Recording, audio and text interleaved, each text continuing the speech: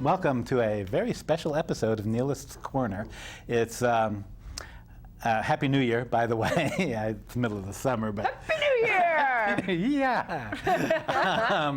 As usual, it's the new year. I thought I'd read a couple of important dates from the Nihilist calendar just to get you in the mood. So today, January 1st, in 1953, Hank Williams died. Oh. Yeah, I know, that's sad. Alcohol poisoning? Wasn't it alcohol poisoning? Car accident, wasn't it? No, it was alcohol poisoning. He fell asleep in the back of a station wagon. Oh, right, and then he woke up while they were dead. Driving, yeah. Well, speaking of waking up dead. Okay. Sorry. That's okay. Jump in any time. January 4th, 1996, Bob Flanagan died, wonderful performance artist. January 5th, 1998, Sonny Bono died. Oh, that was sad. January 16th, 1998, Junior Wells died. January 18th, 1996, Presley Jackson, what was Michael Jackson and, what's her name? The Presley, Lisa Marie. Lisa Marie Presley. They split up. Oh, that's so horrible. January 18th. Oh. Okay, Peggy Lee died 2002, January 21st. And one more thing, Willie Dixon died 1992, January 29th. Oh. Important dates for the month of January. Oh. Just to keep in mind, keep perspective as we go along. My guest today is Kim Shattuck, singer, I don't know, of the Muffs. Singer, Queen of the Muffs. guitar player, songwriter. Songwriter. Stuff like that. Main Muff. Main muff. Okay, if I can say that. You can if you like. Well, thank you very much for being here. Oh, thanks for having me. I'm so excited to have you. I'm excited to be here. Okay, your band has been around for a while. Since 1991. What's it like to be like the old punk band?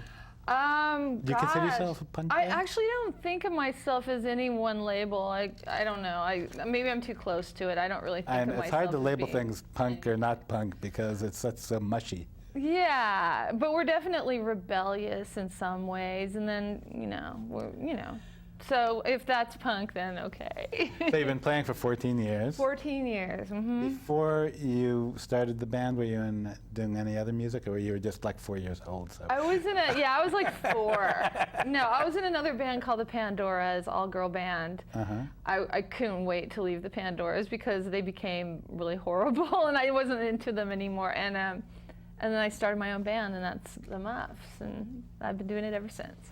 Personnel's changed a bit? A little bit. We had a rhythm guitar player at the beginning named Melanie, and she left the band in 1994. Did she stay in music, or is she? She did stay in music. No, she stayed in music. She was in a band called the Leaving Trains for a while, and she now has a baby. Yeah, babies are the curse. Babies. They take people away from them. I guess she's really happy. So. I have a friend of mine, had a baby, doesn't play poker with us anymore. I don't know what the deal is. Okay. And so, yeah, let's talk about the punk thing. Okay. Anything, yeah.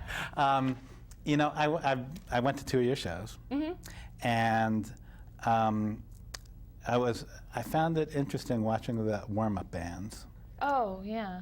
And do you get to pick the warm-up bands? Mostly we do. I think lately we haven't been because we're just kind of tired of it. Just pick whoever you want. Pick them. And it usually works out fine. But who were So let's see, I saw you at the Knitting Factory. Recently. Dolly Rots, yeah, uh-huh. The Wax Apples and the Randys. Right. And the Randys were with you at the Echo also. Yeah, they were. Mm-hmm. So now, it's kind of like girl punk. That would be. It's like the label that seems like these shows are kind of built around. Maybe. I mean, I never think of it like that, but maybe. Okay, I will. I do. Yeah. There seems to be And you're different than the opening bands. A lot different, yeah. But it was instructive to me because I'm not that familiar with current punk scene, local bands. Neither am I, actually. Well, I was hoping you'd answer a lot of questions. I will do my best. I will do my best. I promise.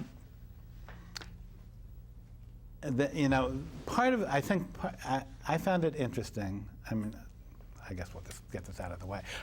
Interesting who these bands are aimed at. I mean, your band not included in this, but there seems to be some sexual appeal. Really? To these other girl bands. I don't know. You don't feel it, apparently. I don't even actually show up to see them. I just come later. I just show up when I'm supposed to show up for my own show. Well, a couple of bands, not the Dolly Rots. Dolly Rots are very cute, and they're very just kind of, it seemed like garage band. Yeah. And yeah, they were definitely. And yeah, they're not trying to be cutesy, I don't think, really. But the other two bands, at least they have some band members that are pretty. And that seems to be part of the appeal. I guess. Maybe. I don't know. I don't know. I really have only seen these bands like never. Well, believe me, some bands have people who like play on their attractiveness, and some bands don't. Yeah, we just want to sing and play and have a good time, and we're not trying to be cute or sexy or anything. Well, maybe the drummer is, but that's it. That's it. Then you come on, and you're obviously more comfortable with the audience than the warm-up bands. Oh, okay. It seems like. And you also have another quality, that I really see your personality a lot. Oh, good. In your performance. And the other ones, I don't mean to badmouth any of the other bands because they all have their good qualities. But they seem to be more like, this is what a girl punk band is, or this is what a punk band is. But you really, I really feel your own personality coming out. Oh, that's nice. Thank you. So, it's like an artist expressing herself. That's what it is. Yeah. Yeah. Something definitely. like that. And where was I going with that? So anyway, I'm just saying that you seem to have a different attitude about performing. I don't know whether it's because you've been performing for a while. Maybe somewhat. I mean, there's just, you can't even like think about how you're coming off. You just have to be yourself, and that's all I can do. Have you tried other things? Well, the more you think, the more you stink. That's what we came up with. That's what I heard somebody say about rock music. The more you think, the more you stink. And it's true. The more you think about playing the song, the more you make mistakes. The more you think about what you look like, the stupider you look, like stupider I look. Everything. So this is the worst enemy here, this little head. Yet. Part of the appeal of when I come and listen to your band is that you're funny and you're smart. You being the whole band, maybe you being you particularly, but it's fun to watch that. Oh, wow. To watch you interacting with the audience, teasing them, and the other bands don't have much humor in them. Oh, wow. Well, that's so cool. Thank you for saying so. But if I was thinking really hard about that... Yeah, I'm not saying that you do that. I would be self-conscious and I would be frozen, I'm sure. Yeah, so it just kind of comes out how we are. Not all punk bands have a sense of humor. No, they don't. maybe why we shouldn't put you in the category of punk. I don't even know what category we belong in. We're a rock band. I don't know. We kick ass. I don't know. Whatever. You do scream, though. I do, yeah. I do scream. And I was thinking about your scream this morning. That's right. And maybe, I don't know whether you scream this. Well, maybe we should take a break and watch the first video, huh? Yes. This is Really, Really Happy. Really, Really Happy. And there was an album by that name? Yes, out last year in 2004, we released an album called Really, Really Happy, and we are really, really happy about it. Are you ready in the control room? Let's take a listen. much. He sees like a stag.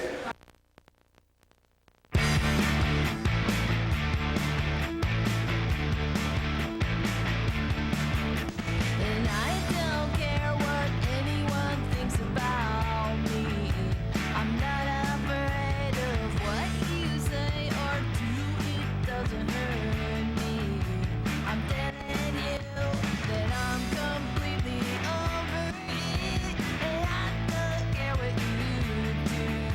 I'm really, really glad and really, really, really happy and I'm feeling good. I'm really, really glad and really, really, really happy and I'm feeling good.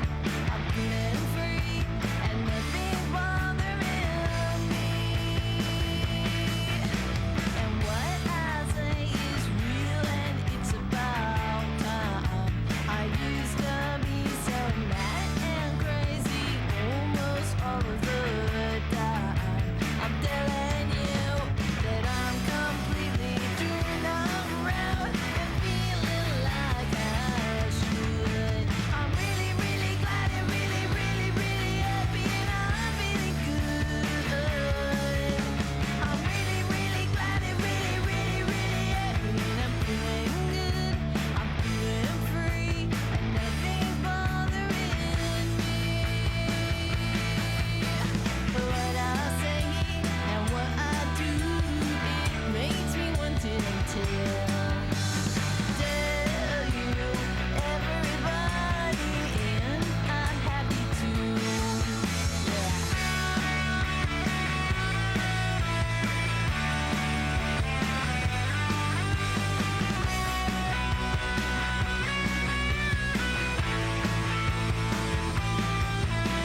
And I don't care what anyone thinks about me.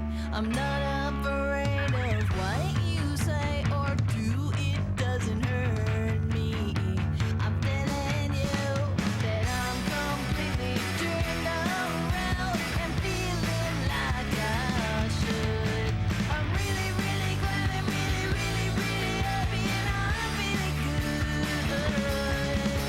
I'm really, really glad and really, really, really happy and I'm feeling good. I'm feeling free and nothing's bothering me. Feeling good and feeling free and nothing's bothering me.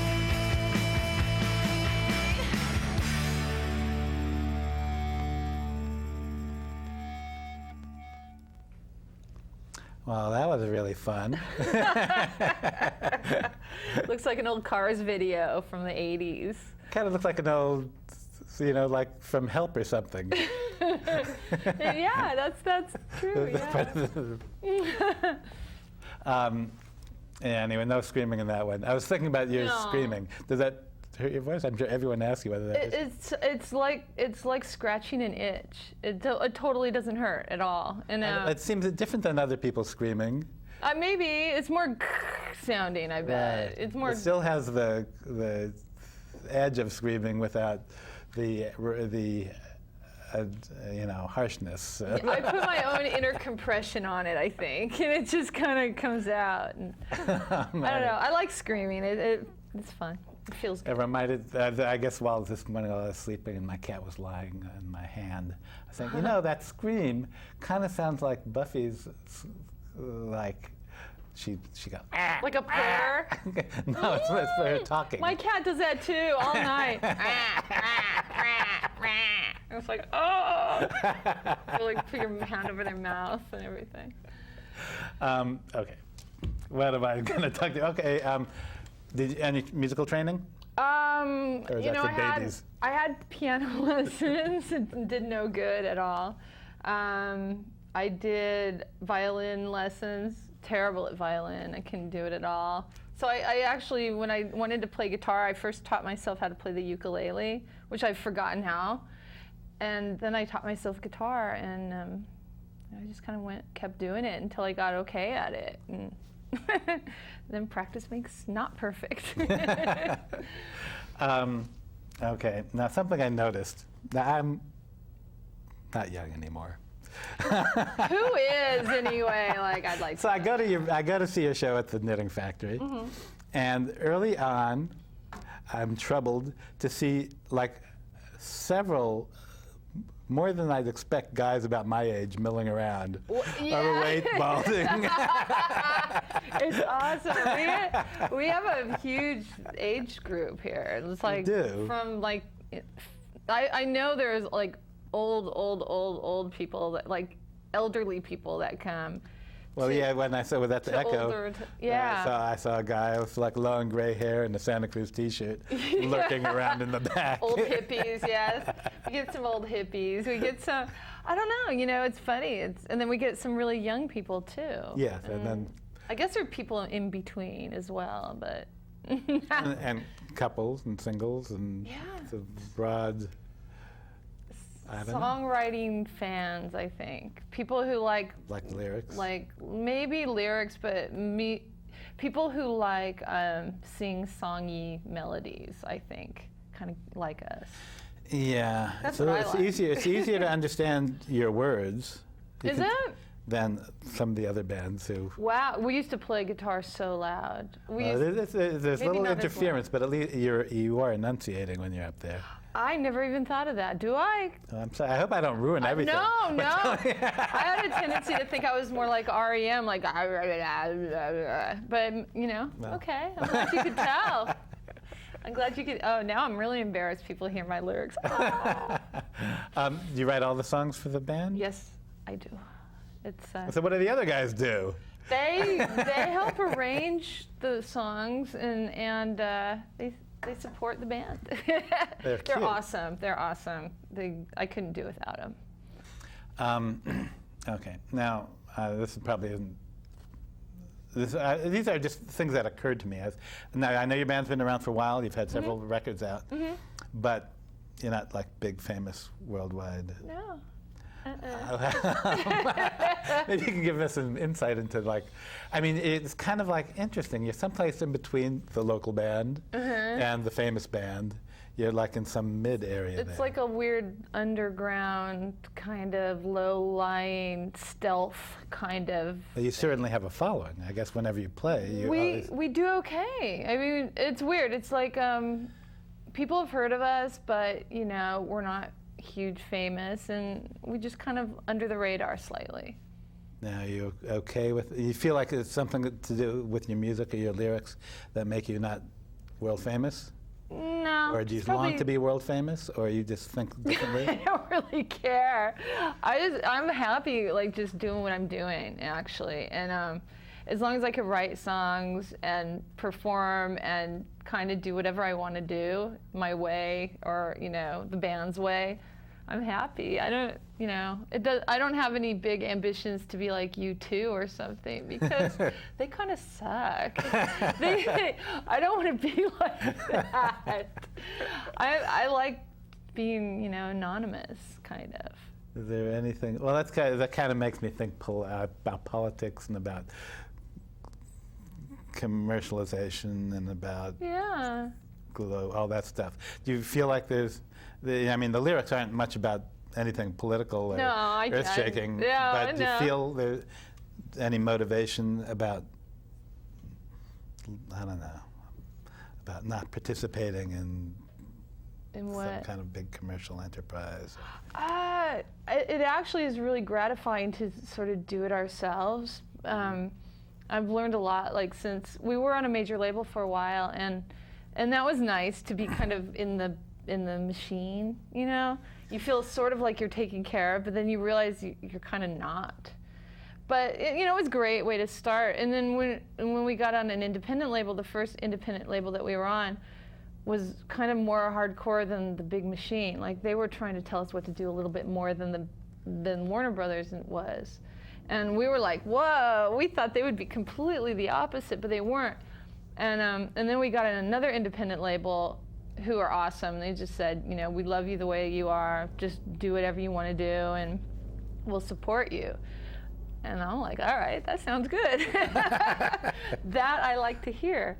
And so But we've always done what we want, no matter what label we're on. We just kind of can't do anything but be ourselves, So Sell enough records to keep going. yeah, like low level little kind of amount, and it's fine. I like it. I don't know. I'm just happy at what I do, and Okay. it's fun. And now I know you're, in your early 20s. I'm not. And So as how you just wonder about. I'm wondering about middle-aged punk. Oh, Me being yeah. a little beyond middle-aged punk myself. Do you think about playing your music next 10 years, just forever? It's weird. I don't really think about that. I suppose if the Rolling Stones could do it. Okay, we There have are a people model. far older than I am out there doing it. And so I figured as long as we don't act like we're trying to act like we're teenagers, it's not embarrassing. As long as we're acting our age, kind of, I don't even really listen to rock music at all. Like Well, I was a gonna ask you little about that here and next. there, but I'm more into like listening to jazz and stuff like that, and I just like it better. But I do listen to some rock. I have an iPod. And I got one recently. I like them. They're nice. They're like, singles, all right. I could just pop in whatever I want to hear. Mm-hmm. And you could just buy a single instead of an album. Is that Oh my annoying to God. you? No, I love it. Annoying to you in terms of people Oh, buying for your us, music? I figure people should buy our whole albums, but I will pick and choose other people's albums. That was just. I just wanted I to know. make sure. Yeah. Well, because I don't know. I actually, when we make a record, I think of us as making like a whole piece, kind of. So I could see how that would be irritating to some artists, and you want to hear the whole album the way they intended.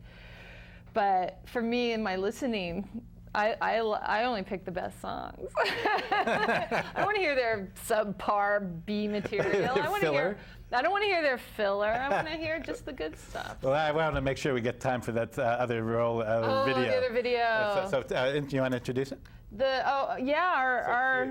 Our new video it's from a song called "Don't Pick on Me," which was on our last record in 2004 called "Really Really Happy," and this artist Tom Neely did the animation for it, and cute. He surprised me, and I'm pleasantly surprised. It's awesome. I love it. Took your song and he came back later with this. Yeah, he said he showed me little teeny bits and pieces. He showed me what I was going to look like, what Ronnie and Roy were going to look like, and we just we cracked up. We're like, yeah, do it. Okay, well we got to roll it now. Ready in the control room? Roll it. Take a look. Don't pick on me, or something like that.